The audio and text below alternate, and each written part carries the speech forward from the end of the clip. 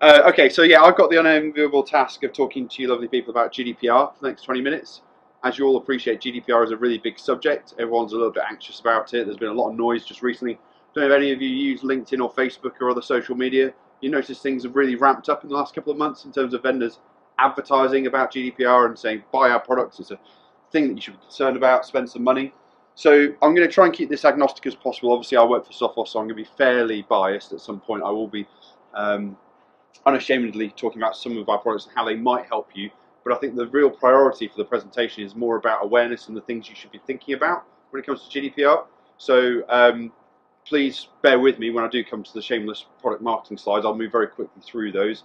I think the reality is, and most of you work in IT here, sysadmins, network managers, those sorts of roles. Is that fair to assume? Yeah, so the good news is, before we go any further, please don't all walk out as soon as I mention this, that GDPR very much is not an IT problem. It's an organisational problem that IT can help with. So we all have, I guess, a vested interest and a kind of stakeholder responsibility in terms of helping become GDPR compliant. But the buck doesn't stop with us, you'll be pleased to hear, which is good. Right, so before oh, you can't read that at all, but there is a legal disclaimer there, believe it or not, and you will get a copy of these slides after today, by the way, that just mentions the fact that I'm not a lawyer. Please don't sue me or Sophos off the back of anything you hear today. I've only got 20 minutes. I can't go through every aspect of GDPR with you, and I'd hate for you guys to leave here today hearing something that I've said and just change the way in which you do things completely without seeking legal advice or legal counsel from your governors or somebody who will ultimately have a bearing on GDPR. I'll come on to the data protection officers, for example, as part of the presentation in a short while. So they have a certain amount of responsibility here to make sure that you as a school or a college or an academy are doing the right thing. So now you've read that, it's a bit like the iTunes EULA agreement, right? Everyone scrolls right down to the bottom and clicks on agree. Good, that's out the way. It really is bright in here. Has it got brighter just recently? It's sunny outside. It's just the sun's come out. Okay, excellent. I suppose that's a good thing.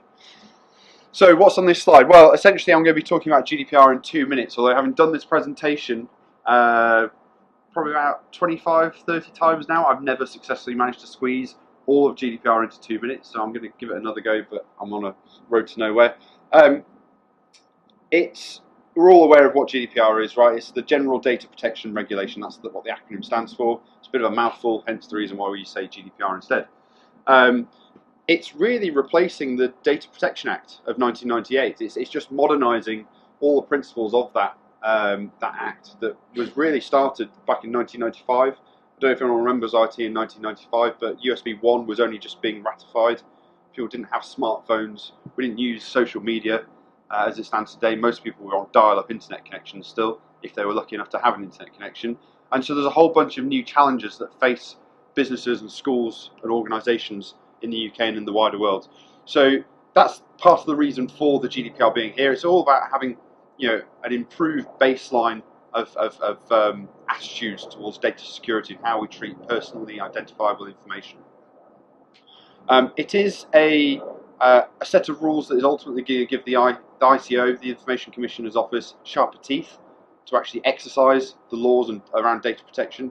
So if anyone's found to be on the wrong side of that regulation, they can certainly exercise fines, etc. However, I think we all realise that the ICO isn't going to try and put schools out of business or make it impossible for you to be able to replace the roof or do any other maintenance that you need to do on your building because you have to pay a hefty fine. That's not the desired outcome of GDPR. I think it's really, we have to remember that it's all ultimately about trying to make sure people are just applying the appropriate measures when it comes to holding on to sensitive information.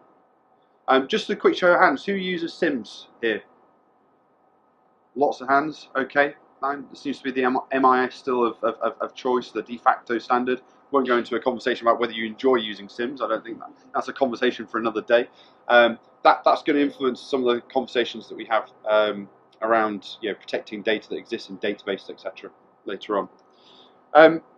Who does it apply to? So the GDPR is relating to data, personal identifiable information pertaining to EU citizens. Now, at the moment, I don't want to get drawn into a Brexit debate because I don't think in 20 minutes I can fit that in as well. But Brexit or no Brexit, we are dealing with EU citizens, whether it be ourselves because we're still in the EU, or we're exchanging data with EU citizens. Parents, teachers, students, your employees. I think that's one of the common things. People assume that when we talk about GDPR, we're talking about third parties outside of our organisation that we're dealing with. But actually, people who work inside your organisation, they are EU citizens and entitled to have their data protected under GDPR as well.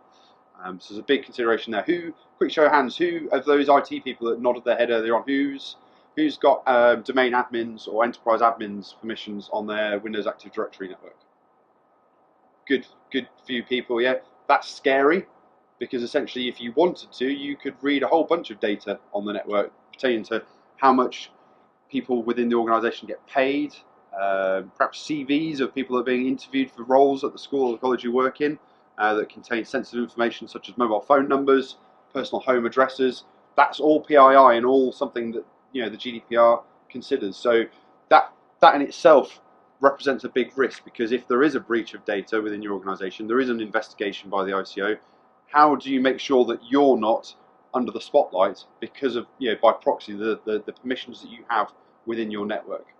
So we'll talk about that in a bit more detail in a sec. When? I think we all know pretty much the deadline. So 25th of May 2018 is when the ICO are going to start exercising these laws.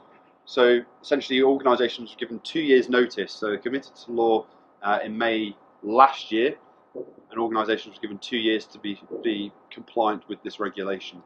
In actual fact, there's a number of states within the European Union who have already adopted this. So the Netherlands and Germany have already started. The ICO in those states have actually started exercising investigations into organisations that have had breaches.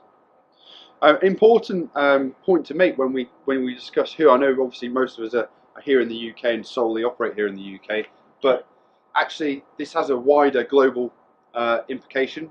GDPR applies to all EU citizens, whether they're inside EU countries at that time or not. So to give you an example, if I was a fruit farmer in Australia, I own a farm that grows strawberries, and every summer I hire UK backpackers, other backpackers from other EU states as well, to work on my farm and pick fruit. I am obliged to be compliant with GDPR because I'm handling their data and they are EU citizens. So actually this is something that applies to everyone everywhere. There's already a framework in place, for example, for US companies to be taken to court if they're found to be in breach of GDPR. So this is a global problem that people are going to have to consider. As I mentioned earlier on, it gives the ICO more powers to take organisations to court, etc. But that isn't the purpose of this presentation. It's not about scaremongering, and I think the reality is, as I said previously, nobody's going to try and take a school to court for gross misconduct because they've lost some sensitive information. The reality is it could have other negative impacts on your organisations, though, whether that be your Ofsted report is affected detrimentally because of the fact that you have a laissez-faire approach to data security and data's gone missing from your organisation.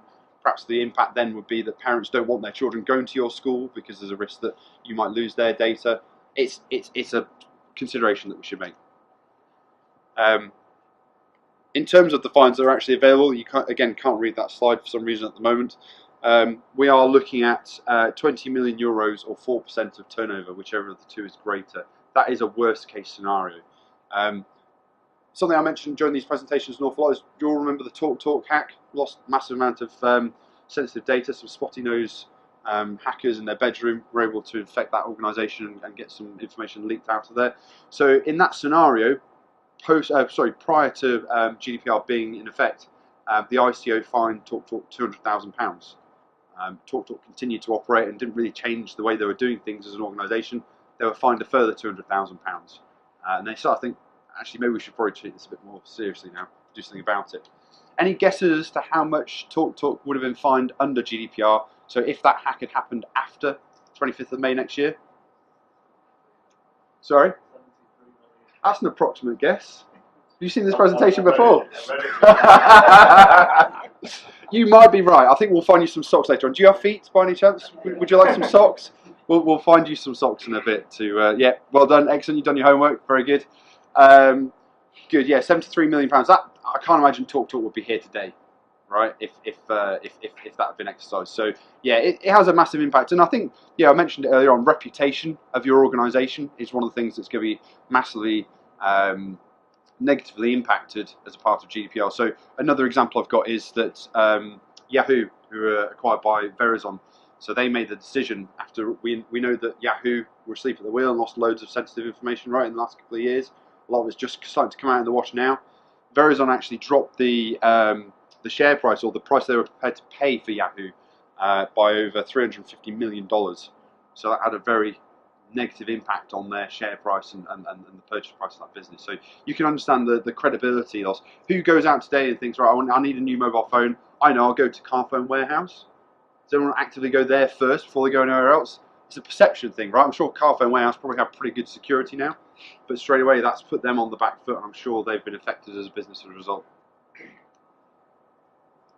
Okay, some details on what organisations must do. So again, you'll get these presentations available after today, by the way, because you can't really read that at all. So some organisations must must have and adopt a clear data protection policy. Imagine you all have some sort of data protection policy already within your organisation. Is that a fair assumption? Yeah, anyone not? One of the challenges is that a lot of employees don't know where that is, what it is. Maybe it's a hodgepodge of documentation that is in various places, perhaps on an HR share, or somebody within the office back at the school or college I work in has that documentation. So one of the outcomes of GDPR is that employees must have a clear understanding of what the data protection policy looks like, where it is, where I can find it, and where do I read it if it changes. So who receives, for example, a couple of times a year, maybe a letter from their bank, so that they've changed the way they're doing things, or that they've changed the way they hold on to your data. That is them gearing up for GDPR, essentially. So this is the sorts of things that we as other organisations need to be thinking about. If you don't have a clear data protection policy where you work, or you think it could be improved, we have a template one on our website that you're welcome to download and plagiarise to your heart's content. I'll put the URL link on the screen later on, and any of you that can read it, that you're welcome to make a note. No, in all seriousness, that is sophos.com/EU. So there's a whole bunch of stuff there you can download as a reference and make use of as you see fit. One of the other key points then I mentioned earlier is that organisations must have an appointed data protection officer within their organisation. Now the reality is you probably already have one of those, or somebody whose responsibility is to look after data protection.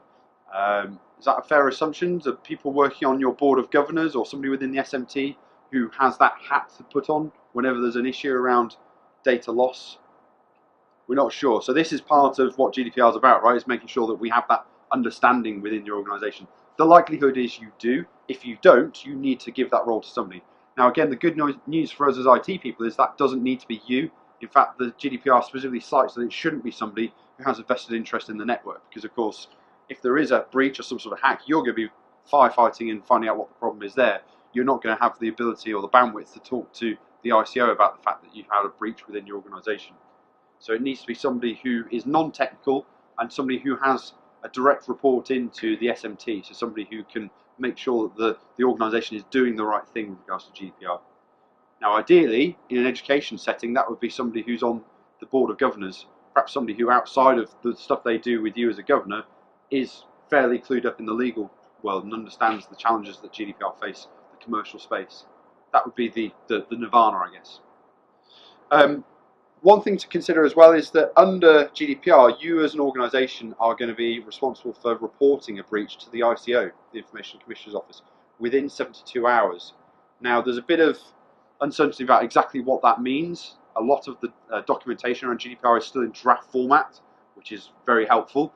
The reality, from what we can tell at the moment, is that it's not a case of you having to know from start to finish what happened in an attack chain, but more a case of saying, right, I've called up the ICO, we're aware that we've lost some data, some sensitive information belonging to either some of our staff, our students, or our parents.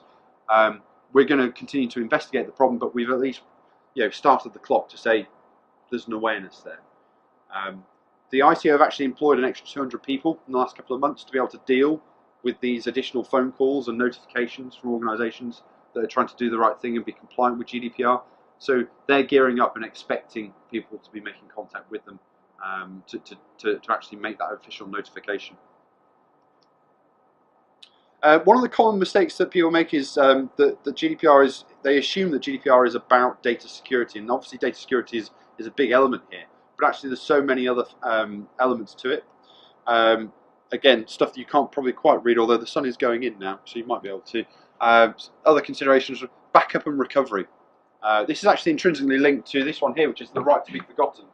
I've changed the name. Officially in the GDPR documentation, it's referred to as the right to erasure. Don't like to use that because it reminds me of some dodgy 80s band and go off on a tangent. But yeah, the right to erasure or the right to be forgotten and backup and recovery are very much linked. So for example, you as an organisation under GDPR must have a facility whereby somebody can say, I no longer want you to hold on to my data. I no longer give you consent. For example, if a student leaves the school, yeah? In terms of like Austin, I went, you've got to keep it for 7 years after his recommendation. Absolutely. Does the GDPR override that? No, so your requirements as an education establishment top trumps that. So it's what's reasonable for you as an organisation and what you need to be able to do. So if another organisation, same in finance, right? Absolutely, you might need to hold on to a finance record for 10 years.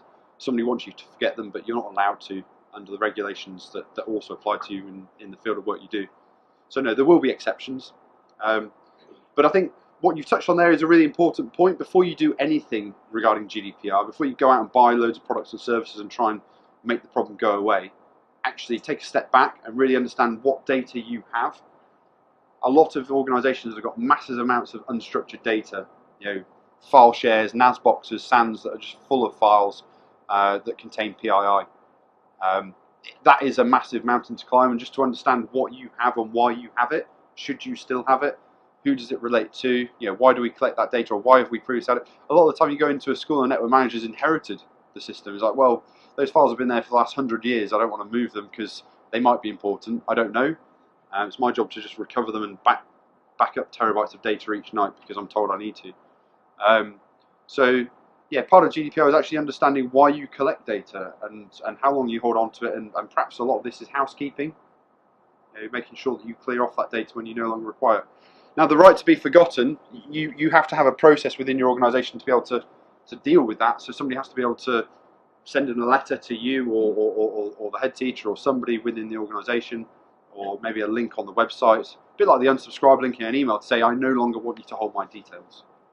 You have no purpose to hold them anymore. And you have to have a workflow or some sort of process that can actually do that.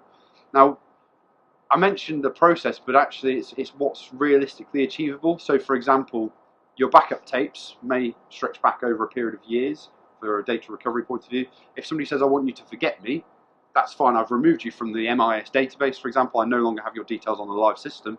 They still exist within a backup tape, a DLT tape from 10, 15 years ago that you still have in the file safe. The reality is it's not achievable that you actually catalogue all those tapes and delete all of their information from those tape backups as well. And what happens if your MIS server then goes down and you restore it from a backup? You've tried to forget them, but unless you make a note to say, if I ever have to do a recovery, I need to remember to forget this person, you straight away got caught in this loop of, well, I've kept their details in order to remember to delete them. So that's not realistic. Okay. It doesn't matter, we all use Sims. You can't delete you. You can't. I'm not a Sims expert, to be honest with you. So what, you can't delete a user out of there, or does it prevent you doing it if they've only... The last answer that came out of them is the only way to do it is individual by individual.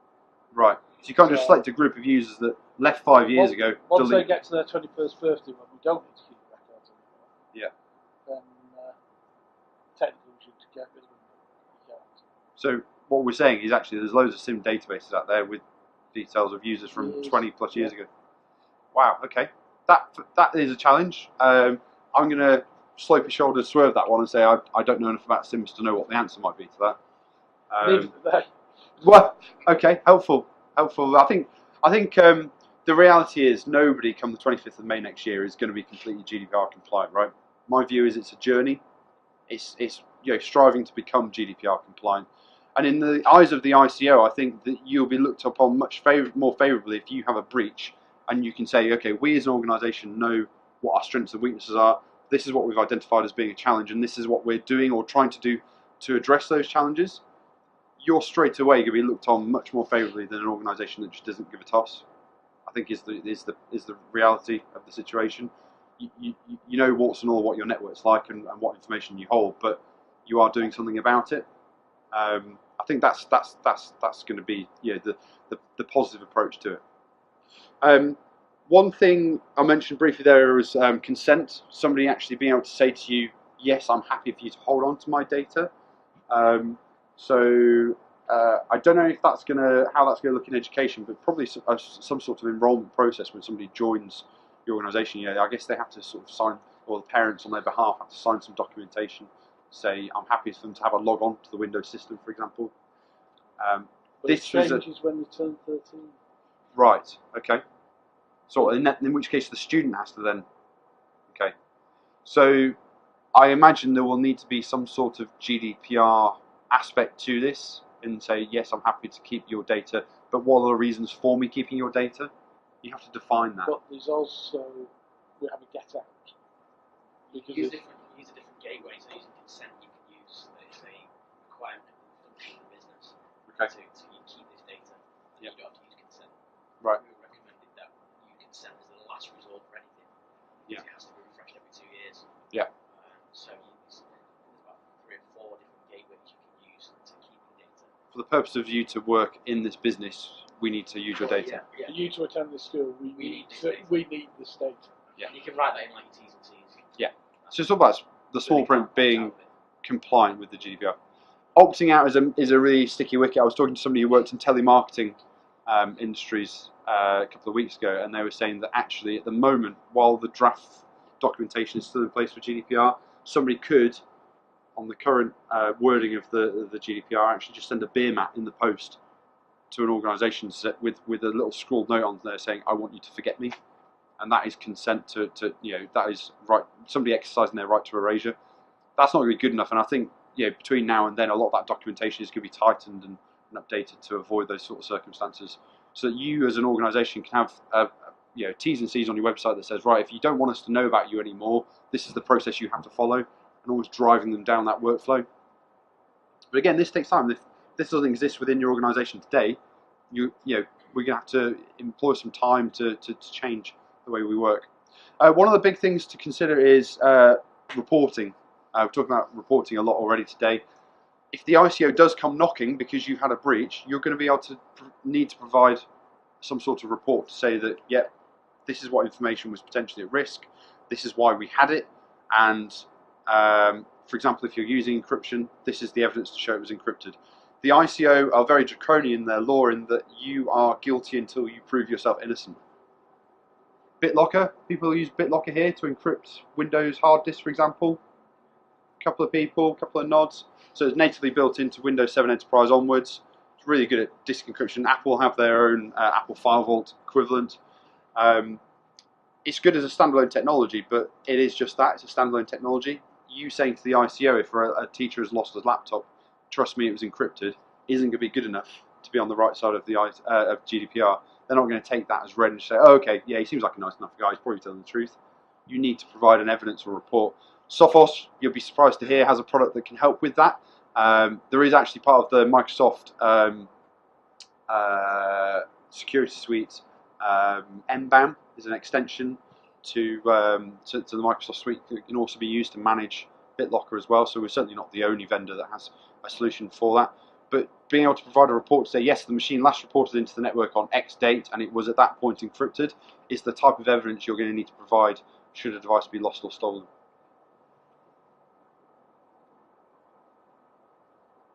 So the challenge, you can't see that, but there is a really terrible image of an alien with a very confused look on his face.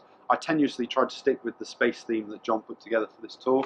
I don't know if I actually succeeded or not, but I had a go. It says GDP what, and I think that's one of the challenges that we face is, when we speak to organisations and customers that we work with, a lot of them really don't have the first clue about GDPR. It's not on their horizon. This is a report from earlier in the year, and I think hopefully these numbers have reduced somewhat since that whole sort of social media hype has grown. But 84% of SMB owners and 43% of enterprise senior executives, so these are big corporate organisations, some of these, and even they don't know exactly what they're going to do in regards to GDPR. That is scary to say that they don't know what their business is doing to be compliant with GDPR. Don't be one of these people, basically. The fact that you're here and you knew GDPR was on the agenda and you were interested, I guess, means you're probably not one of these people, which is good. The next slide could go one of two ways, probably terribly, so apologies for that, again, especially as you're not going to be able to see it. But somebody asked me if I wanted to try and get a slide of Elvis into my presentation, and I took the challenge. So the other side of that coin, where you've got organisations who don't really give a toss or aren't really paying enough attention to GDPR, the other side is we talk to a lot of large corporate customers who are spending a lot of money on third-party analysts. They're getting, you know, PricewaterhouseCoopers and very big firms to come in and talk to them about GDPR, understand the risks, etc. And they are just talking about it. They're not actually doing anything about it. Don't be one of those organisations either. So, you know, in the words of the king, a little less conversation, a bit more action. There is a picture of the Elvis there, by the way. Sorry, that is terrible, isn't it? Even Phil says it's terrible. That really is Phil on his face, isn't it? Yeah, thanks. Cheers, Phil. One of the things to really think about here is that it's not just about encryption. People assume that encryption is some sort of silver bullet that's going to make GDPR go away. GDPR approach, that is good, but not good enough that it will just, GDPR will disappear off your radar. For example, GDPR cites, the documentation actually says specifically, if you're infected by ransomware, you have lost access to your data. Therefore, people cannot exercise their right to be forgotten. If you can't access the files, how can you follow all the GDPR regulations? So, you know, having something in place that helps prevent ransomware in the first place is a tick in the box on your journey towards GDPR compliance. When you can see this presentation, when we send out some PDFs after today, you'll see a reference to a word, Pseudo Normalization, which is referenced by the GDPR regulation. That's basically a posh, fancy way of saying you can't associate an individual to data that belongs to them. So essentially, you should be pseudo-normalizing data or encrypting data so that it can't be used to identify an individual that it belongs to. So yes, using encryption is good, and in fact a lot of the documentation I've read so far suggests that if you can prove that you're encrypting your data, in the case of a breach and data leaving an organisation, the risk of you being fined should significantly disappear. Another good positive outcome of that as well is actually if you can prove you're encrypting the data, you don't need to tell the owners of that PII that you lost their information, because you can go to bed at night knowing, you know, pretty safely that there's a 256-bit AES encrypted key required to decrypt that data, unless the person that's got hold of that information also has that key, or can spend, you know, tens, if not hundreds of years crunching through algorithms to try and understand what the key might be. There's no chance of them being able to view that data. How can we help? So this is the shameless plug. Now, again, you can't read this slide, but there is reference to the different ways in which data goes missing from within an organisation, so how data breaches happen today. One of the biggest causes of data breaches is actually malware, and ransomware particularly accounts for almost 60% of data breaches. So what we're saying here is that if you have some decent antivirus, anti-malware protection running on your computers, you're already on that journey to being compliant with GDPR. You can demonstrate the fact that you've invested in some technology to help keep your data safe. Another big threat area is lost and stolen devices. So teachers leaving laptops on trains, or somebody deciding they're going to pinch a bit of kit from the school or the college you work in. That in itself faces a challenge. So if you're encrypting the disk of that device, and then somebody decides to take the hard drive out of the device and plug it into their own computer, if it was encrypted, they can't mount that disk. It's useless. They need to know the power authentication password. Same goes for phones and tablets. I guess most of your staff have smartphones provided to them so they can access email and corporate information. Is that the case? Or is it just an SMT thing? Nobody gets them. Nobody gets them. Okay, fair enough. I guess that's good in a way, because it means one less thing for you to have to do, I suppose. Yeah, there is data on our personal devices. We all have email. Okay, so BYOD is very much the way they're going there. Then they're using their personal devices to get access to corporate information or school information. Okay. That was one of the things I got on my card. Do you do, because like you can use, pretty sure like Microsoft Intune and stuff, they advertise that they can encrypt just the corporate data on the device rather than the actual device. It's called containerization. So absolutely, you're essentially putting corporate data and email into a secure container that can only be accessed with a separate password. Yeah. You can even use compliance rules to say if the user of that phone is a bit of a clever dick and decides to root their Android or jailbreak their iPhone, all of a sudden that device is non-compliant because there's a whole bunch of risks then introduced in the equation. Sophos helped before that. Yeah, absolutely. So Sophos Mobile, our marketing team spent literally seconds thinking about the name of the product. No, surely they went away for They had a an good away week day somewhere in an expensive hotel to come up with it. Probably not. Yeah, you might be right. So containerization is contained within that. Is a feature of that particular product set. Yeah. So enrolling in MDM solutions is something that you need to do there. Now, obviously, if it's a personal device, there's probably a limit to what you can install on that device. A user, for example, doesn't want you to be able to track their phone because there's a risk you could use that for nefarious activities. They don't want you to be able to wipe the contents of their own personal phone because they might lose all their holiday snaps. These are concerns. So we actually just recently introduced the capability to just put the secure email container on a personal device without having to have a certificate on it. So yeah, that's something we can certainly help with. Most of you using, I guess, Exchange, Office 365. Who isn't using Office 365? I think it's probably the easier question to ask. Not many people that haven't moved yet. It's very cheap, if not free, I believe, for education. So there's a lot of reasons why a lot of people are using it, I guess. If you're using Outlook as your mail client and you have autocomplete, I guess everyone has the risk of sending an email to the wrong person within an organisation. Too many John Smiths or Fred Blogs within an organisation. Hit send. Oh, bugger, I've sent it to the wrong person. Retract. If you send an attachment that contains PII to the wrong person within an organisation, that is a breach of GDPR. The reality of it is. So the ideal would be that you're encrypting that file, that attachment that contains PII, so that even if you do send it to the wrong person, that person doesn't have the decryption keys required in their keychain to view that information. That's Nirvana. That's the ideal. Now there are all sorts of clever solutions. John's been talking about XG firewall, for example. Here we could have DLP engine running on the XG firewall, or an SG firewall for that matter, to automatically encrypt emails based on the type of information contained within the email. That's certainly an option available. I personally would like to be seeing every file everywhere encrypted. Would be a much better approach, and only allowing the appropriate people who have those keys to view it to be able to decrypt.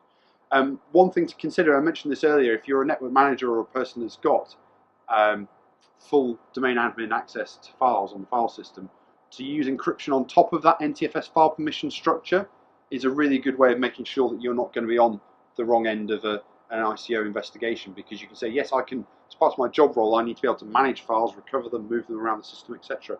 But I have no purpose viewing finance information or HR information or files and folders stored within the head's personal home drive, for example.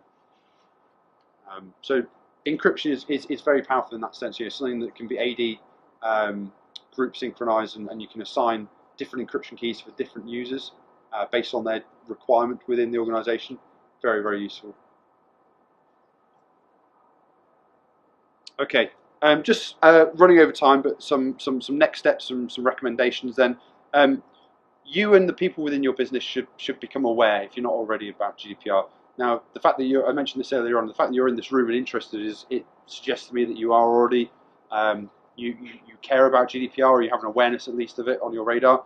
If the organisations from the top down should be worried about this, so your SMT should have an awareness of GDPR and what you as an organisation is doing about it. If they don't already have that, it's a legal requirement. They should be doing something about it. Take that message back and actually start promoting GDPR within the organisation. Having a data protection officer, somebody who's been given that role or responsibility within the organisation, should also be happening. Preparing for incident and data breach reporting. A lot of you have invested a lot of money over the years in some fantastic technology that allows you to do reports on things that have happened on your networks. Actually spend some time to understand what that technology is and how you can run reports, how you can make it work best for you. I'm sure the people at Virtue will be happy to talk to you about what they've sold you over the years and how you can use it most effectively if you're not already. Being able to provide that evidence point to the ICO when they come knocking because you've made them aware of a breach. DPIAs, or data protection impact assessments, again something that Virtue can help you with in terms of understanding your networks, where your data lives. If your data is massively unstructured, which I imagine it is for a lot of people, actually starting to address that, doing some housekeeping, already removing threats from your organisation by getting rid of the data that you no longer need is perhaps one thing to consider. And implementing data protection by design and default, what that means is basically making sure that GDPR is brought into consideration every time you do something as an organisation. Making sure that if it has a relevance to GDPR, how are we treating this sensitive data that we're storing within our organisation? There's a few more producty slides. I'm going to move through those very quickly because I think we're running out of time. Just in terms of some additional resources to help, we have some white papers on our website, some reference cards that kind of go into much more detail than I have had the time to do this afternoon regarding GDPR. The data protection policy that I mentioned earlier on is also available on this website, so please download that and have a look at that if you wish to use it. And if you've got any other questions, I think we've got enough time, Phil, to ask any questions.